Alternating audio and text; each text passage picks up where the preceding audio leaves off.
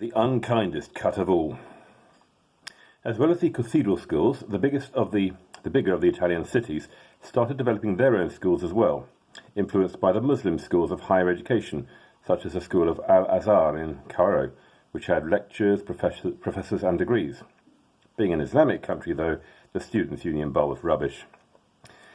Out of these two types of education, a new form emerged, the university. These places became hotbeds of discourse, exploration and experimentation. They churned out new ideas, and old ideas rebranded as new ideas. This intellectual movement was named after these schools: scholasticism. In Paris, the university that emerged from the Cathedral School of Notre Dame became the leading theological school in Europe.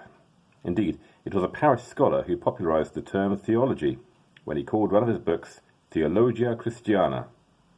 His name was Peter Abelard, 1079 to 1142. He had come to Paris in 1100 as a student. Like many students, he was rather unimpressed by his tutor. But unlike many students, he made up for this disappointment not by going on Facebook and moaning, but by giving rival lectures to correct his tutor's teaching. He eventually took over his tutor's students and his job. Tact was never Peter's strong point.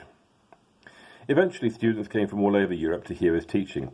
He was now at the height of his fame, the undefeated heavyweight champion of philosophy, at least according to Peter Abelard. And then he was asked by Fulbert, a canon of Notre Dame Cathedral, to take on a bit of private tuition, teaching philosophy to Fulbert's beautiful young niece, Eloise. And then philosophy went right out of the window, and the lessons became more what you might call biology.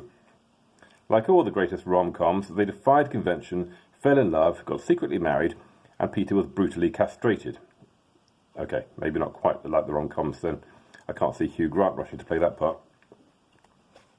Yes, Fulbert broke up their relationship in the most final of ways by having Peter castrated. Heloise, who had given birth to their child, she called him astrolabe, after the scientific instrument.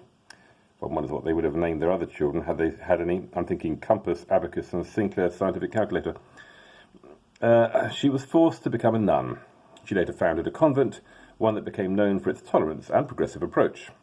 Abelard became a monk, and later abbot of the monastery, where his celebrated tact won him such respect that at one point his monks actually tried to kill him. But he was able to write and think, and more to the point, encourage others to think.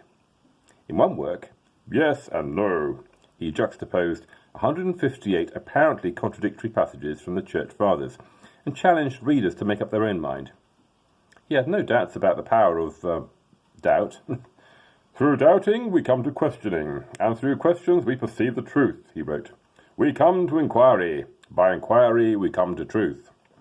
It was daring stuff. Abelard was opening the way for a sceptical, questioning approach to church tradition. In particular, Peter thought a lot about the suffering of Jesus. Abelard knew about justice and vengeance, and came to reject completely Anselm's idea of the atoning satisfaction of Christ's death.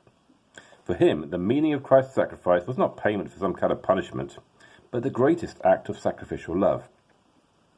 John 15:13 was the key verse. Greater love hath no man than this, and to lay down one's life for one's friends. For God to require the blood of an innocent man in payment of a debt seemed cruel and perverse. For Abelard, Christ's death was an example, a model of self-sacrificial love.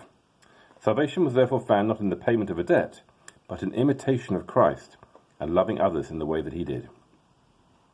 He never fell out of love with Heloise, and they wrote to each other as long as they lived. They were buried together, achieving in death the closeness denied them in life. Crossing out. Around 1130, a French preacher called Peter Bruys also started to ask questions. We don't know a great deal about this Peter, and what we do know comes from his opponents. But it seems that he and his followers apparently denied that children before the age of understanding can be saved by the baptism. They were the first group since the days of the early church to argue for believers' baptism. Second, they believed that since God was everywhere, churches were pointless. Third, they didn't understand the veneration of the cross, because that form or instrument by which Christ was so dreadfully tortured, so cruelly slain, is not worthy of any adoration or veneration or supplication.